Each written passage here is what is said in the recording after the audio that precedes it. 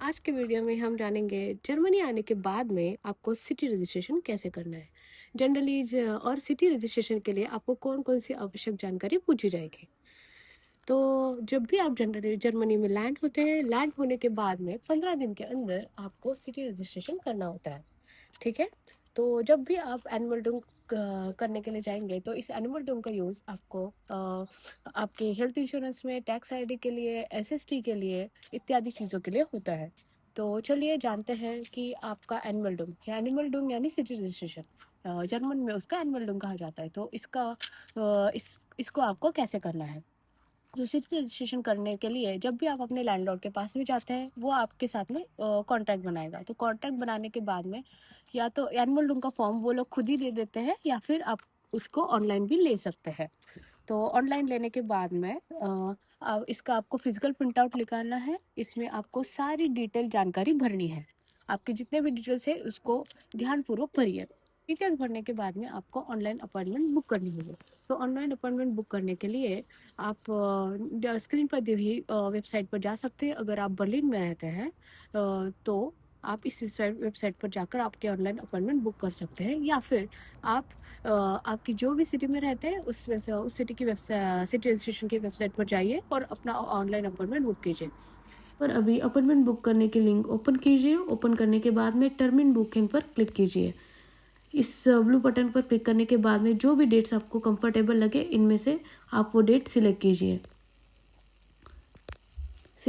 Select करने के बाद में यहाँ पर जो बॉक्स दिख रहा है उसके ऊपर क्लिक कीजिए एंड देन ब्लू बटन पर क्लिक कीजिए। यहाँ पर आपको आपके नियर बाई प्लेस दिखाई जाएगा, वो आप सिलेक्ट कीजिए। सिलेक्ट करने के बाद में वेट कीजिए। वेट करने के बाद आपको जो भी डिटेल्स डालने हैं, जैसे कि फॉर नाम और नाक नामा, मतलब आपका फर्स्ट नेम और लास्ट फैमिली नेम आपको डालना है। इसके बाद में ईमेल एड्रेस है, मीन्स आपका ईमेल एड्रेस डालना है।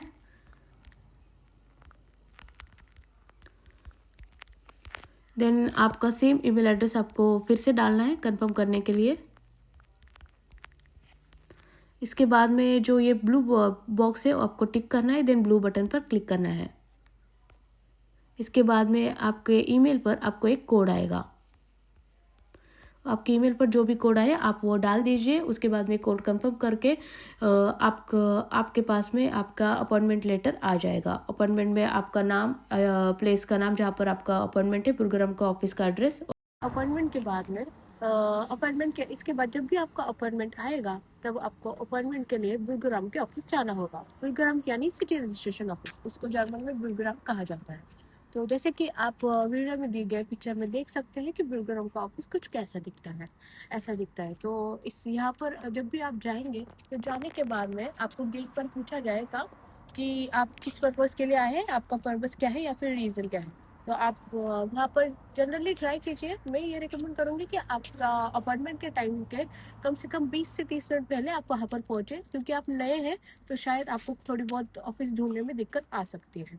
तो आप जब भी गेट पर जाइए तो वो आपको आपका रीज़न पूछेंगे, तब आप उनको एनुअल डूम कहकर अपना अपॉइंटमेंट लेटर दिखाइए। अपॉइंटमेंट लेटर देखने के बाद में वो आपको अंदर जाने के लिए कह देंगे। तो जब आप अंदर जाएंगे तब आपको जैसे कि तब आपको एनुअल डूम के ऑफिस की तरफ जाना है। तो इसके लिए आपको आपके पास अगर वेटिंग टाइम है तो आपको वाटर रूम में जाना पड़ता है। जैसे कि आप स्क्रीन पर देख सकते हैं, इस यहाँ वहाँ पर लिखा होता है वाटर रूम यानी वेटिंग रूम। ठीक है। तो वेटिंग रूम में आपको जाना है। जब आप अंदर जाएंगे तो देखेंगे कि काफ़ी सारे लोग वहाँ पर बैठे हुए होते हैं। तो वहाँ पर जब भी आप अंदर जाएंगे तो वहाँ पर जाके बैठ जाइए। वेटिंग रूम में जाएंगे तो जाने के बाद में आपको दिखेगा कि वहाँ पर एक स्क्रीन लगी हुई होती है। तो उस स्क्रीन पर आपको आपका वेटिंग नंबर, आपका अपॉइंटमेंट नंबर और साथ में आपको कौन से रूम में जाना है ये दिखाई देता है। जैसे कि उसमें लिखा होगा फ्लैट्स 1, फ्लैट्स 2, इसका मतलब होता है रूम नंबर 1 में जाना है या फिर 2 में जाना है। 2 में जाना है। और साथ ही साथ में अगर आपको चेक करना है कि आपका अपॉइंटमेंट नंबर आने के लिए कितनी देर है, तो वहाँ पर एक क्यूआर कोड दिया हुआ होता है, आप उसको स्कैन कीजिए। इसमें आपका अपॉइंटमेंट नंबर डालिए और आपको पता चल जाएगा कि आपके अपॉइंटमेंट के लिए कितनी देर है, जैसे कि 10 मिनट है, 12 मिनट है। बट जनरली आपके अपॉइंटमेंट टाइम से ही हो जाती है। तो ट्राई कीजिएगा कि आप अपॉइंटमेंट के लिए लेट ना हो, क्योंकि जर्मन लोग टाइम की बहुत वैल्यू करते हैं। तो जब आपका अपॉइंटमेंट नंबर आ जाएगी तब आप रूम में जाइए। रूम में आपको दिखेगा कि आपके पास में वहाँ पर एक गवर्नमेंट ऑफिसर बैठा हुआ होगा या फिर कोई होगी। तो वो आपको आपका रजिस्ट्रेशन फॉर्म और पासपोर्ट मांगेंगे।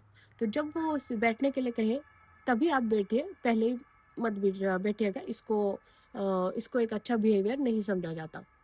तो जब वो आपको पासपोर्ट या फिर रजिस्ट्रेशन फॉर्म मांगेंगे तब आप वो उनको देना। उसके बाद में वो आप कुछ बेसिक क्वेश्चंस पूछेंगे, जैसे कि आपका नाम क्या है, आपका आपका जेंडर क्या है, या फिर आपका एड्रेस क्या है, और आप मैरिड है या फिर सिंगल है।